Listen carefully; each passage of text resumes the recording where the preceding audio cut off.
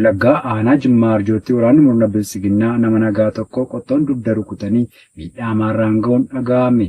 Gabaasa qindaa'e Caaleeraan Gameessaa. Godina Baha Wallaggaa aanaa Jimmaa Arjoo ganda Waayyuu Saqaa keessaa gurraandhala 10/2026 waraanni murna PP nama maqaan isaa Gammachuu Mitikuu jedhamu reebicha ulfaataa qaama laalessuu irratti raawwatanii itti quufuu dadhabuun dhuma irratti qottoon dugda kutanii du'aa fi jireenya gidduutti hambisanii deemu. Jiraattonni arraata biyyoolessa Oromiyaaf ifoomsanii jiru. Waraanni murna PP kunneen badii tokko malee uummata meeshaa maleeyyitti roorrisaa jiraachuu jiraattonni himuun qawwee of harkaa qabanitti dhimma bahuun yakkoota garaagaraa raawwachuun diinummaa daangaa hin qabne nutti mul'isuun qabeenyaa fi lubbuu keenyaaf illee wabii dhabne jechuun jiraatonni itti dabaluun haala keessa jiran ifoomsanii jiru. Aanicha gandoota cufa keessatti lukkeeleen PP uummata meeshaa maleeyyitti bobbaafamuun ergama kaadiroota gubbaa irraatti kenname ba'achuun badii tokko malee maqaa adda addaa uummata nagaatti moggaasuun tarkaanfii fedhan irratti fudhachuun gaagaamni isaan lubbuu fi qabeenyaa irratti geessaa jiran ifatti mul'achaa jiraachuun ni beekama. Godina Baha Harargee aanaa Beddannoo keessatti jaleewwan bilisiginnaa yoo bilisiginaaf galii galchitan malee gaa'ela dhaabbachuu hin dandeessan jechuun dargaggoota saamuu fi dararuu ammeessan. Jaalamartii Oromoo dabalata qabdi.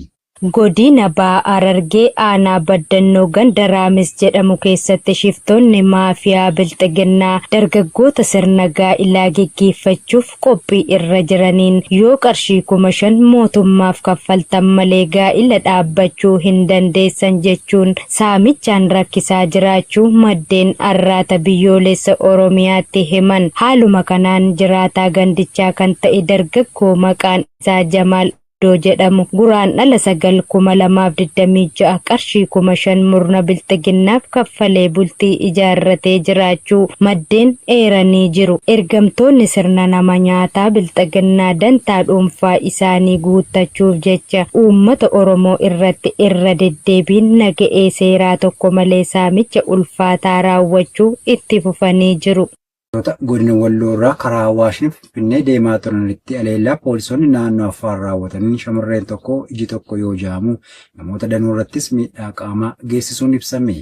Dabalatasaaf yaadannoo Oromiyaa. Daandiin guddichi godina Wallootiin Finfinnee deemu murna bilisiginnaa fi finxaaleeyyii Amaaraa PP'n hidhachiifaman faannoodhaan erga cufamee tajaajila kennuu dhiisee waggoota lakkoofsisu hordofee namoonni garaan dhuura Oromiyaa Finfinnee deeman rakkoo daandiitiif naannoo Affaar karaa Awaashiin wayita deeman poolisoota naannoo Affaariin haleellaan jabaan irratti raawwatamaa jiraachuu jiraattonni ifoomsaniiru. Akkuma kanaan gaafa guraandhala 7 imaltoota godina Walloo magaalaa Kamisee fi aanaa Daawwaa Caffaarraa ka'uun karaa Awaash gara Finfinnee deemaa turan irratti poolisoonni naannoo Affaar daandii walakkaatti dhukaasa banuun haleellaa jabaa imaltoota irratti raawwataniin miidhaa qaamaa ulfaataa namoota nagaa irraan ga'aniiru. Haleellaa poolisoota naannoo Affaariin imaltoota irratti dhukaasni banamuun raawwatame kanaan shamarreen dhalattuu godina Walloo aanaa Daawwaa Caffaa ganda Sitiir taate iji ishee tokko guutummaatti dhangala'ee jaamuun haalli fayyummaa ishee yaaddessaa ta'uu fi shamarreen ija dhabde kun hospitaala Xiquur Ambassaatti wal'aanamaa kan jirtu yoo ta'u waayillan ishee namoota hedduu irras miidhaan qaamaa fi qalbii qaqqabuun ibsameera.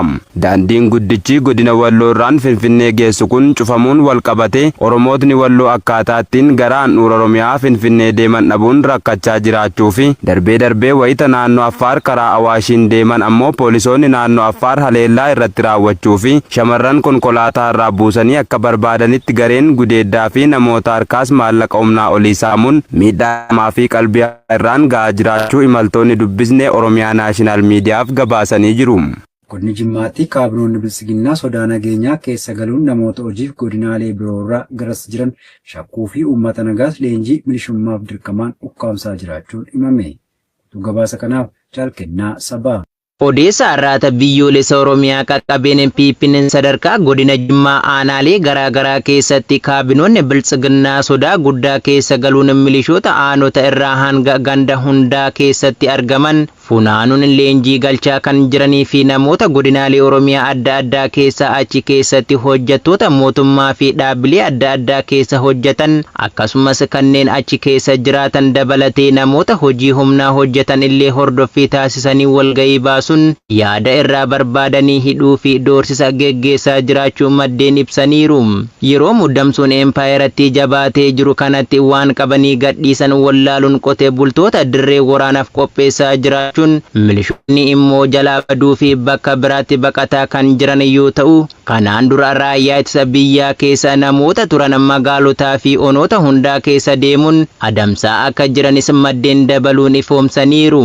Haaluma wal fakkaatu namoota raayyaa ittisa biyyaa keessa turan dirqamaan gara hojiitti deebisaa kan jiran ta'uu fi nageenya godina keenyaa sodaa irraa bilisa taasisuuf humna waloo ijaaruutti makamuun eegumsa cimsuu qabdu jechuun dararaa hamaa geggeessuu fi sodaachisanii gara hojiitti seensisaa akka jiranis maddeen onichaa dubbataniiru. Gama biraatiin ammoo hojjettoota godinaalee biroo irraa dhufan irratti amantaa waan hin qabneef barsiisota ogeessa fayyaa fi hojjettoota biiroo adda addaa keessa hojjetan irratti haala yeroon hordofamanii marii fi yaada isaanii ilaaluun hordofaa jechuun kaabinoota isaanii bobbaasanii jeeqaa jiraachuu fi humni raayyaa ittisa biyyaa gara daangaa kaabatti waan socho'eef waboon salphatti gara godina keenyaa seenuu danda'a sodaa jedhu waan qabaniif muddama keessa jiraachuu isaanii maddi odeeffannoo kana ONM'if gabaaseera. Hidhamtoonni ISIL 5,000 ol Siiriyaa irraa jijjiiramuu ministeerri Iraaq beeksise. Jalwa biyyaa dabalata qaba. Hidhamtoonni ISIL waliin hidhata qaban yookaan ISIS 5,000 ol hanga ammaatti manneen hidhaa Siiriyaa irraa gara mana hidhaa ollaa Iraaq keessatti argamutti jijjiiramuu isaanii ministeerri Iraaq beeksiseera. Dubbii himaan ministeerichaa Ahmad Layyib jimaata darbee yaada tajaajila oduu Iraaqiif kennaniin jijjiirraan hidhamtootaa itti fufee jiru kun gaaffii gamtaa idil addunyaa Ameerikaan durfamu ISIL ittisuuf kan raawwatame yoo ta'u, kunis Iraaq miseensa ijoo taateetti.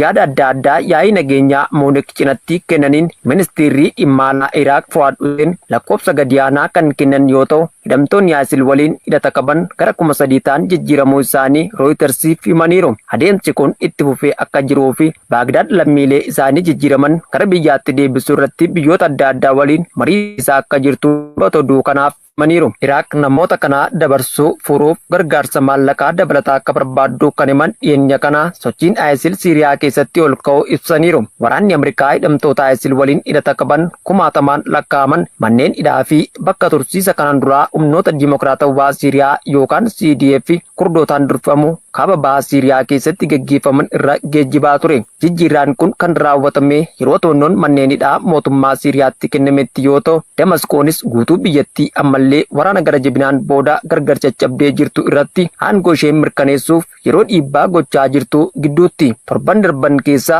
waraanni Siiriyaa iddoowwan mana hidhaa ijoo keessaa fi naannoo isaaniitti tarkaanfachaa yeroo jirutti walitti bu'iinsi lubbuu namaa galaafatee kan ka'e yoo ta'u, kunis hidhamtoonni ISIL tokko tokko miliquu fi gareen hidhate kun bakka nageenya kamiyyuu fayyadamuun deebi'ee gurmaa'uu akka danda'u sodaa uumeera jechuun Aljeeziraan gabaaseera. Godina Bahaa Shaggar Aanaa Boosat keessatti murni bilxiginnaa uummata nagaa reebuu fi dararuu jabeesse. Gabaasa qindaa'eef Jaalbooree Addunyaa. Godina Bahaa Shaggar Aanaa Boosat gandoota garaagaraa keessatti murni bilchiginnaa uummata nagaa irratti reebichaa fi dararaa garaagaraa raawwachaa jiraachuu isaanii jiraattonni arraata biyyoolessa Oromiyaatti himan.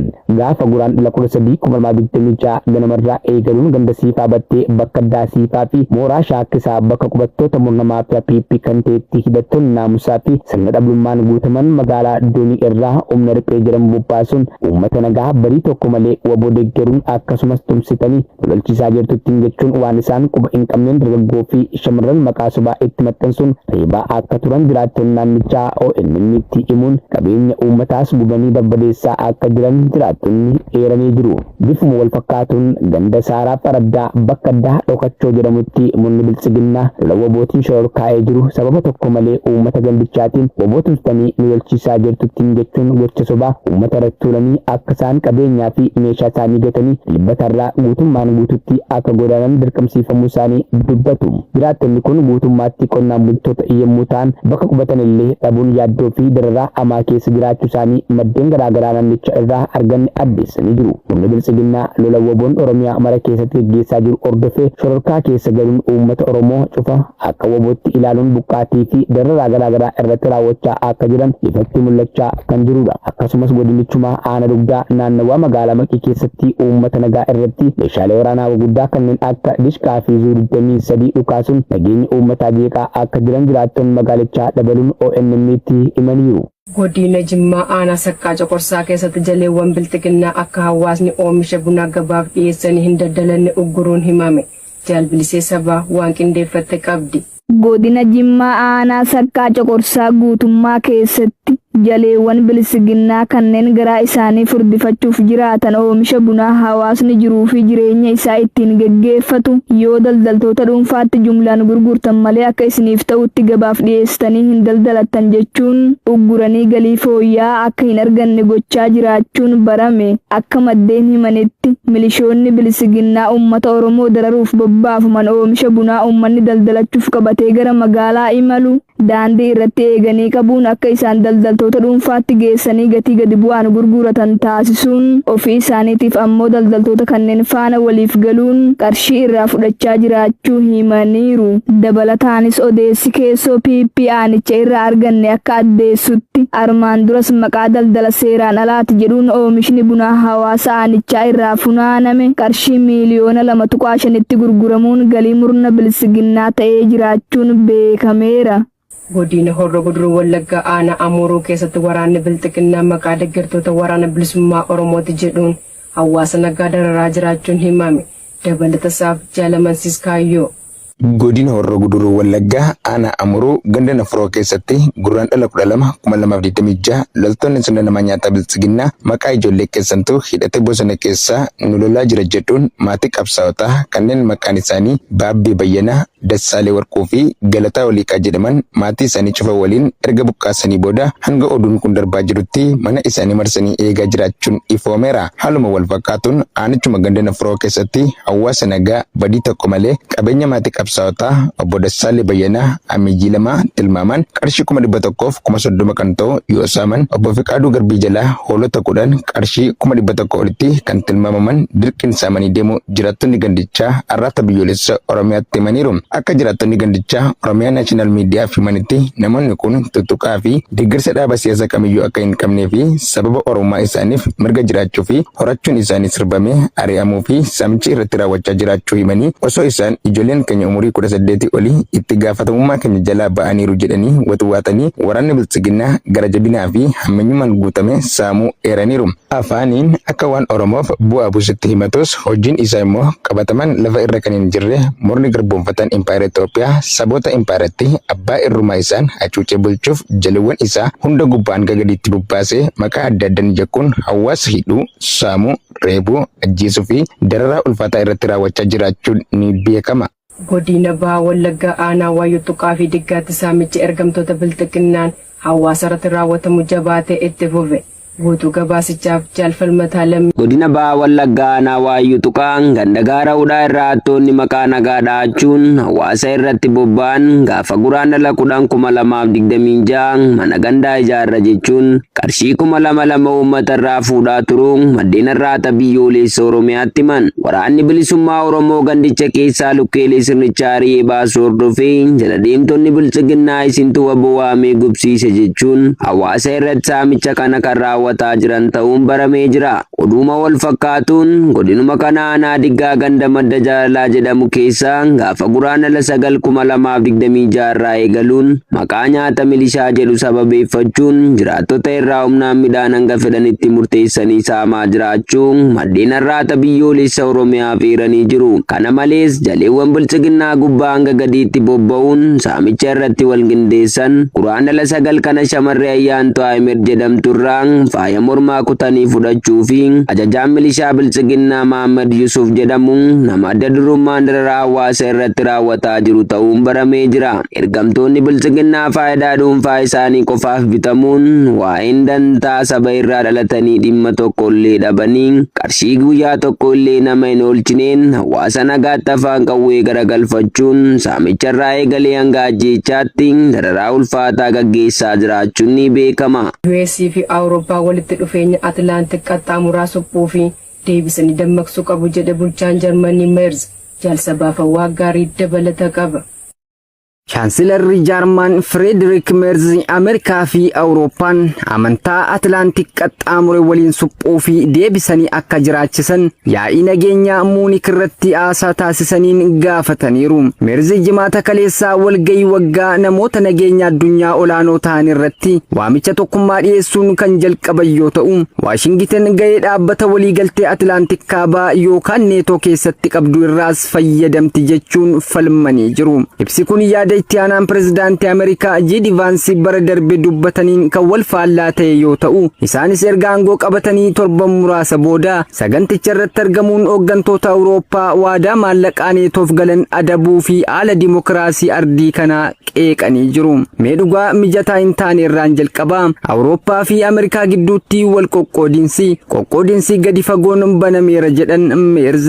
Itti aanaan pirezidaantii J.D. Vance waggaa tokko dura as Muunik keessatti kana dubbataniiru. Ibsa isaanii keessatti sirrii ture jedhan Merz yeroo walta'iinsa haaraa Atlaantik qaxxaamureef waamicha dhiyeessan. Sochii Tiraamp Meek Ameerikaa Greet Again yookaan meegaa jedhu eeruun Merz akkasumas Awurooppaan kallattii siyaasaa US waliin socho'uun akka hin barbaachifne akeekkachiisuun waraanni aadaa sochii meegaa kan keenya miti jedhan. Kallattiin bulchiinsa Tiraamp iyyachuun itti dabaluudhaan bara dorgommii aangoo guddaatti Ameerikaan illee kophaa ishee deemuuf humna hin qabdu. Qaama neetoo ta'uun faayidaa dorgommii Awurooppaa qofa osoo hin taane faayidaa dorgommii Ameerikaatii. Kanaafuu amantaa Atlaantik qaxxaamure waliin haasuphinuu fi haaromsinuu Awurooppaan gahee ishee ba'aa jirti jedhan jechuun Aljeeziraan gabaasee jira.